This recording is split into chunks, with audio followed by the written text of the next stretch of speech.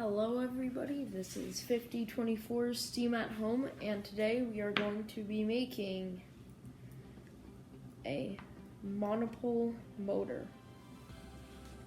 What you're going to need for this are neodymium magnets, a battery, we're using AAA, some tools, copper wire, and the most important, safety glasses. I started by bending the copper wire around the screwdriver, making the loop at the bottom. Then I formed a square shape for it to go around the battery.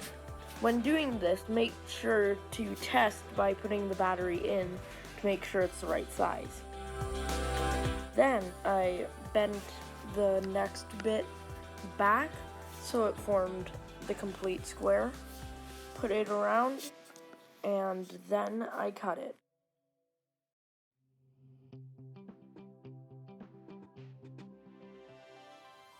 We used the pliers to flatten one side of the battery and put a divot in the other side. Now what you'll want to do is take the magnets and put them on one of the sides of the battery. We also put a divot in the wire so that it forms this M and stays on better. Then you just slide the magnets into the round bit of the wire.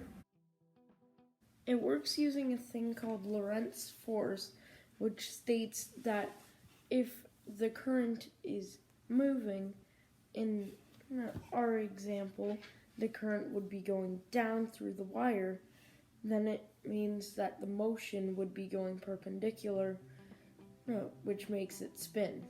Catch us next time on Mondays, Wednesdays, and Fridays.